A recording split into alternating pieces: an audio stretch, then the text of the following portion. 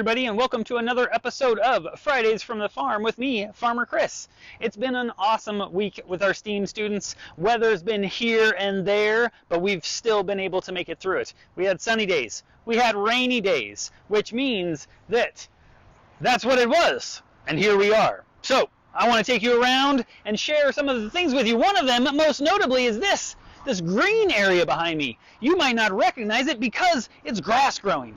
It's grass growing in a place that we were having a hard time getting it going, but with the amendments of goat poop and grass seed and then straw to cover, we've been able to mitigate that dusty soil that wasn't really growing anything. And so the compost has given it some nutrients and a place for that grass to root. But even more so is this area over here. We were having drainage issues where the grade was too low for the water to make it into the drain. It's really awesome. We mitigated it. And then last night we had a really large rain that tested our mitigation and boom, success. We no longer have Lake Cottage Home, but we have an area that is stable. It'll grow the grass. It will create a really nice space for students to play on. They can get to the playground without getting all muddy. Work well done. The rest of today's episode will enjoy exploring some of our rain garden applications and talking about that. We'll of course find something curious today. It's slimy and important, and we'll get goofy with Robin. Hope y'all have had a terrific week and that it's a good one to come. Take care.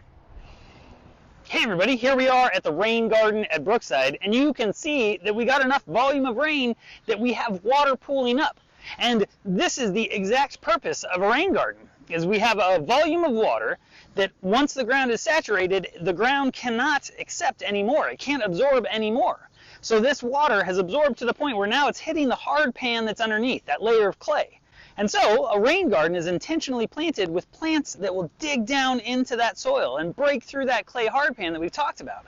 And so it's not to say that the rain garden is going to stop this water, but it's actually going to help distribute the water better into the soil. So, purpose, planning, design, all parts of a good rain garden in process. Cottage home rain garden.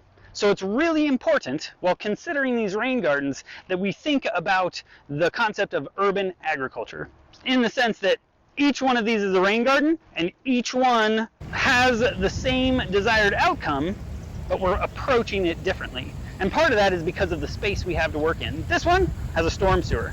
And so we knew the water was going to go here. At Brookside, it's more about controlling where the water was going already on its own and trying to make the best of it. We're dealing with different issues, but trying to apply the same system over it, which is kind of what urban agriculture is applying systems that have been practiced for a really large amount of time into a really concentrated space. Outcomes. And, of course, it's raining while we talk about our rain garden. Hot dog. Hey everybody, welcome to another Curious Corner. So, behind me, there's this grass growing. But, very curiously, I am standing in the parking lot. See? Parking lot. Pile of compost. Grass growing. And this just got me curious in the sense of the idea of concentration of life in a space. So, as we walk throughout this world, we interact with life. Whether it's plants, animals, bugs, people, all kinds of different stuff. But I'm curious if you have ever thought about how much exists in spaces like this. This pile of dirt is full of stuff. We didn't plant this grass. There's even tomato plants growing right here. A volunteer tomato. We didn't plant tomatoes here. This was just from a tomato that got tossed out in compost. The seed survived, and now it's growing just because it has what it needs. And then, if we get even farther into it, we can start to break down these layers. And as we go, and we pull it apart, then all of a sudden it's just teeming. There's worms, and bugs, and they're all just in here interacting with one another.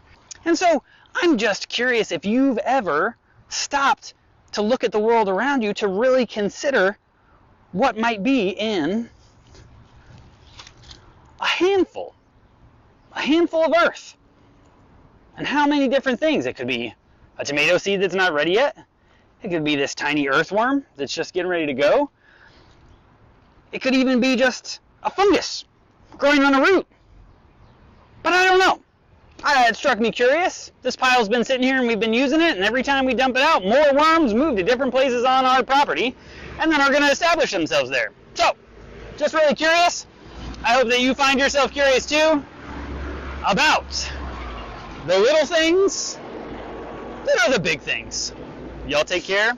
Stay curious.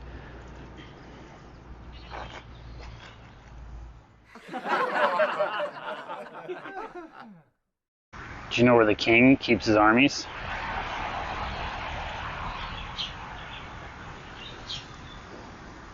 Up his sleeves.